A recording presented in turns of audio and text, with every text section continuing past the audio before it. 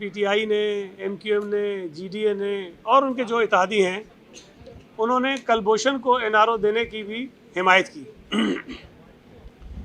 वो एमक्यूएम के हमारे दोस्त और जीडीए के जो मेंबर्स वहाँ थे, उनसे ये सवाल ज़रूर पूछा जाना चाहिए कि वो सेंसस जिसके ज़रिए सूबा सिंध की आबादी को कम बताया गया, जिसकी वजह से सूबा सिंध को उसके हिस्से में आने वाले वसाइल जो हैं वो पूरे नहीं मिल रहे, जितनी रकम वफाक से सूबा सिंध को मिलनी चाहिए वो नहीं मिल रही, उस मुतनाज़ा सेंसस के ख़िलाफ़ सूबा सिंध का जो मुकदमा जॉइंट पार्लियामेंट में था, एक तो स्पीकर साहब ने उसको बिला वजह ताख़ीर का शिकार किया, निशाना बनाया, और जब वो पार्लियामेंट में आया तो चंद लम्हों में, चंद मिनटों में सूबा सिंध की एक ऐसा मुकदमा, ऐसा केस जिससे सूबा सिंध के हर फर्द का मफाद वाबस्ता था, उसको उन्होंने मुस्तरद किया और एमक्यूएम और जीडीए उसका हिस्सा थी।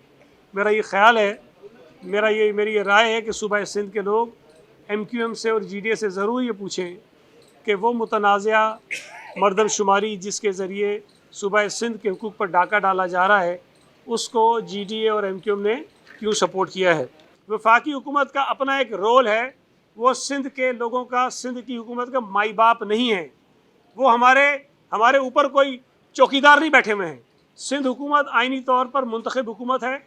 हम अपने आवाम को जवाबदेह हैं, हम अपनी असम्बली को जवाबदेह हैं। हम वफाकी हुकूमत को इस तरह जवाबदेह नहीं हैं। वफाकी हुकूमत के जहन में अगर कभी ये बात घुस जाती है, और कभी कभी अक्सर वो कहते हैं एनएफसी के इशू पे भी कि हम इतने पैसे देते हैं, और भाई तुम ये बताओ कि तुम हमसे पैसे लेते कितने हो। असल में तो पैसे हम तुम्हें देते हैं और उसमें से तुम कुछ हमें लौटा के देते हो। ये तरीक़ेकार गलत है।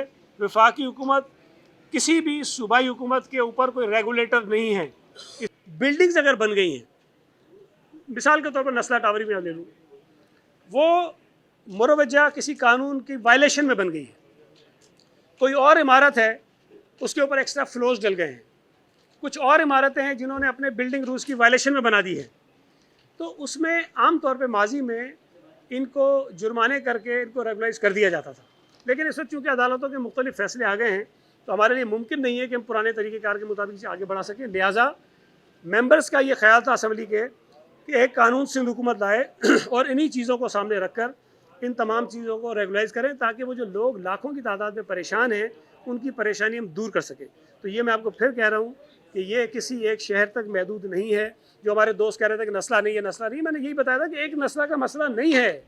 यहाँ बेशुमार हज़ारों नस्ला टावर हैं पूरे शहर में, जिनको आपने देख रहे हैं। नस्ला टावर या और इस किस्म की जो तामीरात हैं, जो कवानीन की खिलाफ वर्जी करते हुए आबाद हो गई हैं, बन गई हैं, लोग उसमें रह रहे हैं, उनके केस को आप अलग रखें। मलीर एक्सप्रेसवे का केस अलग है।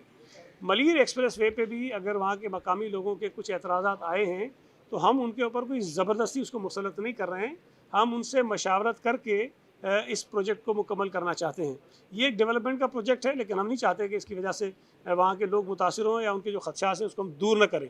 लेकिन बाकी जो दूसरी बात आपने कही, कराची शहर हो या सूबा सिंध के दीगर अजला हों, वहाँ हज़ारों की तादाद में ऐसी आबादियाँ मौजूद हैं, ऐसी बिल्डिंग्स मौजूद हैं जिन्होंने किसी न किसी तरह से कहीं ना कहीं किसी कानून की वायलेशन की है और वो बिल्डिंग्स या वो आबादियाँ बन गई हैं। अब उनमें रहने वाले लाखों लोग हैं और आम तौर पे वो गरीब लोग हैं, अक्सरियत उनमें गरीब लोगों की है। तो ये बड़ा नामुमकिनात में से है कि हम उन तमाम लोगों को जो है वो बेघर करें। इस हवाले से सूबाई असम्बली में कुछ मेंबर्स ने एक रेजोल्यूशन दी और हुकूमत से ये डिमांड किया कि वो एक कानून बनाएं और उस कानून के ज़रिए इन तमाम कंस्ट्रक्शंस को रेगुलराइज करें। मुझे समझ नहीं आती बात कि यहाँ से जब निकलते हैं तो नस्ला टावर के बाहर खड़े होकर ड्रामेबाजी करते हैं, चाहे वो पीटीआई हो, चाहे वो एमक्यूएम हो, चाहे कोई और हो। वहाँ जाकर लोगों को कहते हैं कि जी नस्ला टावर को नहीं गिरना चाहिए, हम आपके साथ खड़े।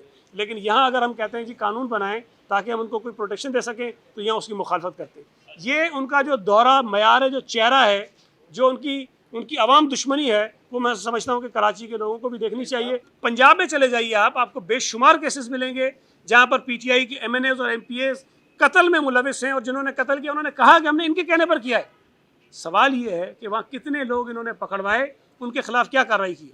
पीपल्स पार्टी ने तो अपने एमपी के खिलाफ एफआईआर भी कट दे दी, उसको जेल में भी डाला हुआ है, उसके खिलाफ सारी कार्रवाई भी हो रही है।